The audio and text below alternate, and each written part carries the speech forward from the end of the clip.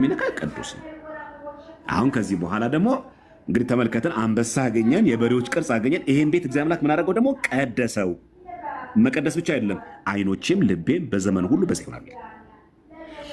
ከዚህ ቀጥለን ደግሞ የምንመለከተው ብዙ ጊዜ ከስግደት ጋር ስለሚያያዝ ጥሩ፣ ይሄ እኮ አልተከለከለም ለመማሪያ ሊሆን ይችላል። ስግደትስ መች ታዘዘ ልንል እንችላለን። ሁላችንም የምናውቀው ግን ያላለበምንና አንድ ነገር ላሳይ። ምን እንደሚለው ኢያሱም ልብሱን ቀደደ፣ እርሱና የእስራኤል ሽማግሌዎችም በእግዚአብሔር ታቦት ፊት እስከ ማታ ድረስ በግንባራቸው ተደፉ፣ በራሳቸውም ትንቢያ ነሰነሱ ይላል። በማን ነው የተደፉት? በእግዚአብሔር ታቦት ፊት ነው። የእግዚአብሔር ታቦት ፊት ቅርጽ ነው አይደለም? ሁላችን የምናውቀው ነው። የእግዚአብሔር ታቦት ቅድም እንዳሳየኋችሁ ይሄኛው ታቦቱ ምን ያለ ነው? የተቀረጸ ነው። ይሄ የተቀረጸ ቅርጽ ደግሞ ኢያሱ ብቻ ሳይሆን የእስራኤል ሽማግሌዎች ጭምር ተጎንብሰው ሰግደዋል። ሲሰግዱ የሰገዱት ግን ለታቦቱ ብቻ ነው ወይስ ለኪሩቤሉም ጭምር? ለምንድን ነው ይሄ ጥያቄ የምንጠይቀው መሰላችሁ? ይሄን ምስል ተመልከቱት። ይሄ አይደል ታቦቱ? 5 5 10 ትእዛዛት ያሉበት ታቦቱ ይኸውና። የብሉይ ኪዳን ታቦት ይሄ ነው አይደል? ከላይ ምን አለ? 2 እንደተቀጠቀጠ ኪሩቤል አለ። ኢያሱ ሲሰግድ ለታቦቱ እንደዚህ ቆርጦ ነው የሰገደው? ከኪሩቤሉን አልሰገድኩም። የተቀጠቀጠ ወርቅ ላላችሁ እናንተ እንደሚናተፉ አውራ ዶሮ ላላችሁ ምስል እናንተ አይደለም የምሰግደው፣ ከፍዬ ከዚህ ከወገቡ በታች ያለው የምሰግደው ነው ያለ። ታቦት ሲባል ይሄ እንዳለ ሙሉ አይደለም። ታቦቱ የእግዚአብሔር ክብር መገለጫ ነው። እዚህ ጋር ኪሩቤል አለ። እንደሚናተፉ አውራ ዶሮ አድርገህ ስራ ብሎታል። ቅድመ ጥቅስ እንዳየ ነው። ኢያሱም ልብሱን ቀደደ፣ እርሱና የእስራኤል ሽማግሌዎች በእግዚአብሔር ታቦት ፊት እስከ ማታ ድረስ በግንባራቸው ተደፉ። እስከ ማታ ድረስ በታቦቱ ፊት ሲሰግዱ ኪሩቤሉ ያለበት ታቦት ነው አይደለም? ያውም በወርቅ የተቀጠቀጠ ወርቅ ያለበት ቅርጽ ነው አይደለም? ታቦቱ እኮ የእግዚአብሔር ክብር ስለሚገለጥበት ነው። ኪሩቤል እኮ ለምን እንደዚህ ትሰግዳላችሁ ሚለን ሰው ደግሞ ካለ እዚሁ ትንቢተ ሕዝቅኤል ምዕራፍ 10 ቁጥር 1 ላይ ደሊናል። ትንቢተ ሕዝቅኤል ነው ምዕራፍ 10 ቁጥር 3 ተመልከቱ። እኔ የምፈልገው ቁጥር 4 ስለሆነ የእግዚአብሔርም ክብር ከኪሩቤል ላይ ወጥቶ ይላል። የማን ክብር? የእግዚአብሔር ክብር ከማን ወጥቶ? ከታቦቱ አይደለም የሚለው፣ ከኪሩቤል ላይ ወጥቶ በቤቱ መድረክ ላይ ቆመ። ቤቱን በደመና ተሞላ፣ አደባባዩም በእግዚአብሔር ክብር ጸዳል ተሞላ ይላል። የእግዚአብሔር ክብር ከየት ወጣ?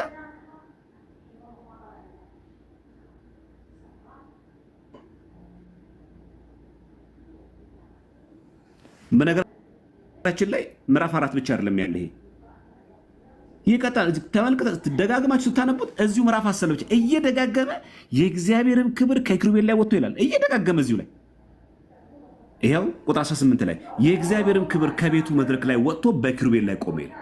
ይሄ ምዕራፍ 10 ላይ ብቻ። ስለዚህ በታቦቱ ፊት ሰገደ የሚለው ቃል ታቦቱ ላይ ማን አለ? 2 የተቀጠቀጠ ኪሩቤል አለ። ታቦቱ ማለት በጠቅላላ ነው እንጂ ከዚህ በታች ያለው ተብሎ የሚከፈል አይደለም። ይሄ ልናቅ ይገባል። 2 3ኛ እውን እግዚአብሔር አምላክ ማናቸውም የተቀረጸ ምስል ለአንተ አታድርግ ብሎ ከሆነ እዚህ ኦሪት ዘኍልቍ ምዕራፍ 21 ላይ ቁጥር 8 እስከ 9 ላይ እንዲህ የሚል ቃል እናገኛለን። ሙሴም ስለ ሕዝቡ ጸለየ፣ እባብ ሲነድፋቸው ማለት ነው። እግዚአብሔርም ሙሴን እባብን ሰርተ በዓላማ ላይ ስቀላው። ለምን? ገና እንኳን ቤዛነት እኮ አልታወጀም። እባብ ከምድር ሁሉ ተንኮለኛ ነበር የተባለ፣ አዳምና ሔዋን ከገነት እንዲወጡ ሰይጣን አድሮባት የስህተት ምክንያት የሆነች፣ ገና እንኳን ክርስቶስ ተሰቅሎ እንኳን ቤዛ አልሆነም። እባብን ሰርተ በዓላማ ላይ ስቀላል። ማናቸውም የተቀረጸ ምስል አታርግ እያለ እግዚአብሔር። በጣም የሚገርመው ደግሞ ኦሪት ዘኍልቍ የጻፈው ሙሴ ነው። ኦሪት ዘጸአት ምዕራፍ 20 በላይ በሰማይ በታችን በምድር አታድርግ ብሎ የጻፈው ሙሴ ነው። የተነደፈውም ሁሉ ሲያይ በሕይወት ይኖራል። እባብን አይቶ እንዴት ሰው ይድናል?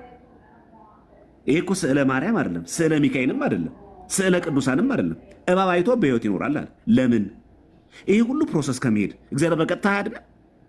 ያውም ደግሞ እስራኤላውያን ብዙ አማልክት የማምለክ አባዜ እንዳለባቸው እግዚአብሔር እያወቀ እባብን ሰርተ በዓላማ ስቀልም ይላል። እንቀጥላለን። አዛዡ ማን ነው? እግዚአብሔር ነው። ብትሰቀል ጥሩ ነው፣ ስቀል።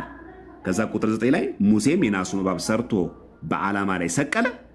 እባብም የነደፈችው ሰው ሁሉ የናሱን እባብ ባየ ጊዜ ዳነ። አሁን ርዕሳችን ማናቸውም የተቀረጸ ምስል ለአንተ አታድርግ እያለ እባብ ሰርቶ ለምን ተሰቀለ? ይህ የኢየሱስ ክርስቶስ ምሳሌ ነው። ሙሴ በዓላማው ላይ እባብን እንደሰቀለ የሰው ሊሰቀል ይገባዋል ብሎ ይሄ መርገፉ ለማን ነው? አማናዊነቱ ለክርስቶስ መስቀል ሰው ነው። አሁን ምሳሌያችን ምንድን ነው? ለምን እግዚአብሔር አምላክ የናሱ እባብ እንዲሰራ አዘዘ?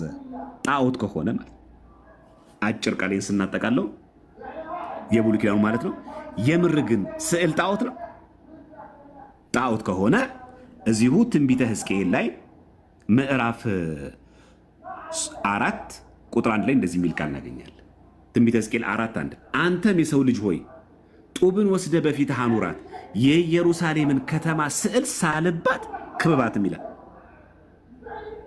እንዴ ስዕል ጣዖት ከሆነ እግዚአብሔር አምላክ አንተም የሰው ልጅ ሆይ ብሎ ጡብን ወስደ በፊትህ አኑራት፣ የኢየሩሳሌምን ከተማ ስዕል ሳልባት ነው የሚለው። ስዕል ሳልባት ክበባት አለው። ስዕል ጣዖት ከሆነ የኢየሩሳሌም ከተማ ነው የሚለው። የኢየሩሳሌም ከተማ ጻድቅ አይደለችም፣ አትናገርም እንደ ሰው። ኃጥኡና ጻድቁ፣ ደጉና ክፉ፣ ትንሹና ትልቁ የሚኖርባት ናት።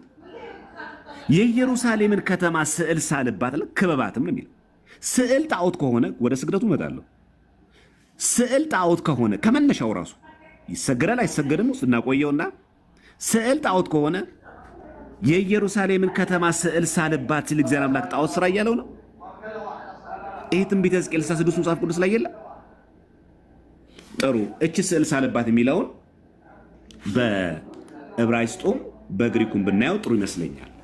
እሱን ላሳይ። እቺ ስዕል ሳልባት የምትለዋል ሌላ አንደኛ በግዙ ስንቀይረው እዚህ ጋር ተመልከቱ ምን እንደምትለው ወሰአል ውስቴቱ ሀገረ ኢየሩሳሌም ምስለ ጥቅማ ነው የሚለው። ወሰአል ነው የሚለው ሳልባት የሚለው በግሪኩም በዕብራይስጡ ደግሞ እንመልከት። ድንገት ለግዕዙ ባዳ የሆነ ሰው ሊኖር ስለሚችል ማለት ነው። ይኸው ትንቢተ ሕዝቅኤል ምዕራፍ 4 ቁጥር 1 ላይ ሳልባት ይኸው ፕሮትሬ የሚለው የሚባለው ጫካክ ነው የሚለው። ቻካክ የሚለው ተመልከቱ እዚህ ጋር ሌክሲከኑ ሲያብራራው ምን ብሎ ያብራራዋል? አፖይንት ማድረግ፣ ፕሮትሬ ማድረግ፣ ከእንደገና ፕሪንት ሴት ማድረግ ነው ይላል። ስለዚህ ስዕል ሳልባት ምትለዋች ምናል ፕሪንት አርግ ሳል ሴት አድርገው ስዕሉን ሳለው ነው የሚለው። ይኸው ሌክሲከኑ ተመልከቱት። ትንቢተ ሕዝቅኤል ነው ይሄ ምዕራፍ 4 ቁጥር 1 ላይ እቺ ሳልባት ምትሏን ብቻዋን ወጣችሁ አስወሩ። አይ በአማርኛው እኮ ነው ሳል ያለው እንዳንል ማለት ነው። በዕብራይስጡ እንደዛ አይልም እንዳንል ማለት ነው። ምክንያቱም ትንቢተ ሕዝቅኤል የብሉይ ኪዳን መጽሐፍ ነው። የተጻፈው መጀመሪያ በዕብራይስጥ ነው። ከዛ ሰባ ሊቃናት ከዕብራይስጥ ወደ ግሪክ ተረጎሙት። በግሪኩ ሌክሲከን ስትመለከቱት ፕሪንት ሴት ማድረግ ነው። ስለዚህ ስዕል ጣዖት ነው የሚል ከሆነ አንድ ሰው የኢየሩሳሌምን ከተማ ስዕል ሳልባት ያለ እግዚአብሔር አምላክ ምን አለን እያለ መሆኑን ልንረዳ ይገባል።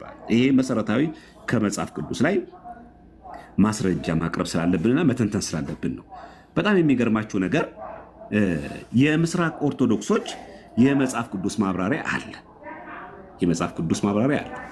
ያንንም ጭምር አንድ ምንጭ አድርገ ነው እሱን እንጠቀምበታለን ማለት ነው። አሁን ስንማረው እሱን አብረን እናካታለን ማለት ነው። እግዚአብሔር በመካከላችን ተገኝቶ እንዲያስተምረን እንዲመክረን የእሱ መልካም ፍቃድ ይሆንልን። አንድ መሰረታዊ ጉዳይ ላሳይና ከዛ ወደ መሰረታዊ ጥቅሶች አልፋለሁ። በዚህ ይሄኛው መጽሐፍ ማለት ነው ዘ ኦርቶዶክስ ስተዲ ባይብል ማለት ይሄ ኤንሸንት ክርስቲያኒቲ ስፒክስ ቱዴይስ ወርልድ የሚል ነው። የጥንት ክርስቲያኖች የምስራቅ ኦርቶዶክሶች የመጽሐፍ ቅዱስ ማብራሪያ